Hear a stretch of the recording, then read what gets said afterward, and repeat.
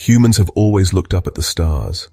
We have gazed into the vast, dark expanse of the night sky for thousands of years. In that darkness, we've seen more than just points of light. We've seen possibilities. We've wondered if we are alone in this immense universe. This question is one of the oldest and most profound we have ever asked. It speaks to a deep need within us to understand our place in the cosmos. Are we a unique spark of consciousness in a silent void? Or are we just one voice in a chorus of countless others waiting to be heard across the cosmic ocean? This fascination with alien life is not just a modern obsession, it's a timeless human curiosity. The idea of meeting other intelligent beings is both exciting and honestly a little terrifying. It fills our stories, our dreams, and even our scientific pursuits. We send probes into space, carrying messages and maps of our world. We build giant telescopes that listen for faint whispers from distant star systems. Why do we do this? Because the discovery of life beyond Earth would change everything. It would reshape our understanding of biology, of consciousness, and of what it means to be alive. The prospect of first contact is a powerful driver of human imagination, pushing us to explore the frontiers of science and philosophy. It forces us to think about who we are and what we might become.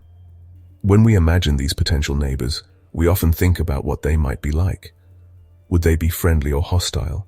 Would they look like us, or would their forms be completely alien? But perhaps the most important question is not about their appearance or their technology. It's about their minds. What would they value? What would they consider right or wrong?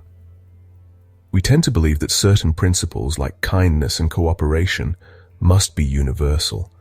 We assume that any advanced civilization would surely understand the importance of empathy and justice. This assumption is deeply ingrained in our thinking, a comforting thought in the face of the great unknown.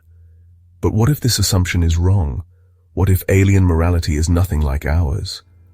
This question challenges our most fundamental beliefs.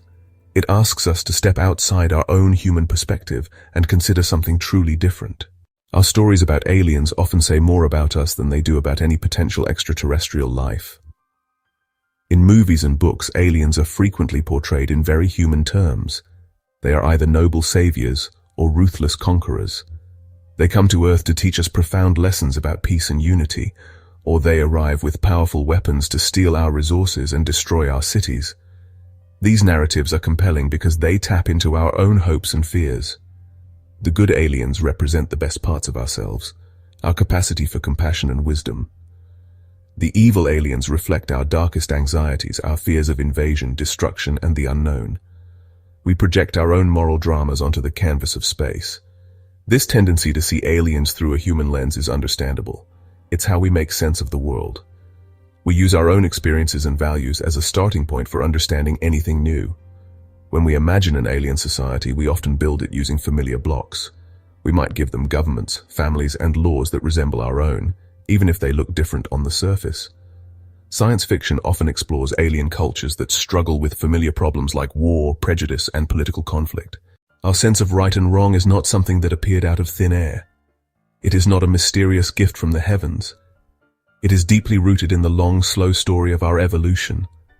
For millions of years, our ancestors faced a simple, brutal reality: survive and reproduce. Every decision, every instinct was shaped by this fundamental pressure. The behaviors that helped our lineage continue were passed down through generations. Those that did not were lost to time. Morality, in its most basic form, began as a set of survival instructions written into our very biology. It is a blueprint for making it through another day on a sometimes hostile planet. Think about the most basic moral feelings. The powerful bond between a parent and a child is a good example. As human groups grew larger, our simple, instinctual morality had to evolve. It was one thing to cooperate with a dozen relatives you saw every day.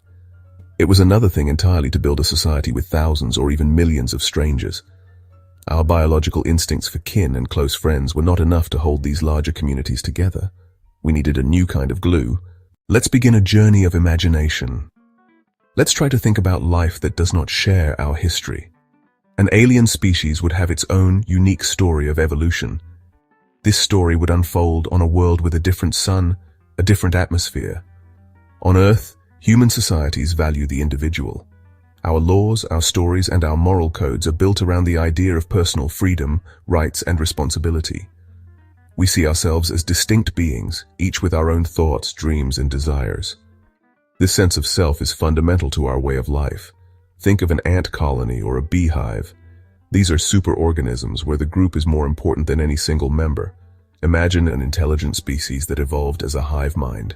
Human morality is drenched in emotion. We feel empathy for those who are suffering. We feel anger at injustice. We feel love for our families and friends. Science offers us tools to think about these big questions. One of the most haunting questions in astronomy is the Fermi paradox. The universe is incredibly old and vast.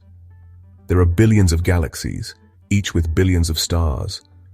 Many of these stars likely have planets orbiting them. Statistically, it seems almost certain that life, and even intelligent life, should have arisen many times over. So the paradox is simple. If the universe is teeming with life, where is everybody? As we conclude this process of rethinking our assumptions, we arrive at a single essential virtue: humility. And this is not the humility of low self-esteem, but the profound intellectual humility that comes from appreciating the true scale of the cosmos and the limits of our own knowledge. It's the recognition that our species, with its short history on one small planet, does not have a monopoly on truth or righteousness. So, as we look up at the stars, let us remember that the greatest discoveries may not be out there, but in here. The challenge is not just to build better telescopes to see distant worlds. The challenge is to cultivate the mental flexibility to understand what we might find. The true preparation for first contact is not about building weapons or drafting treaties. This entire exploration leaves us not with answers, but with better questions. We set out to ask, what if alien morality is nothing like ours? And we end with a cascade of new, more profound inquiries. In the end, this is an invitation.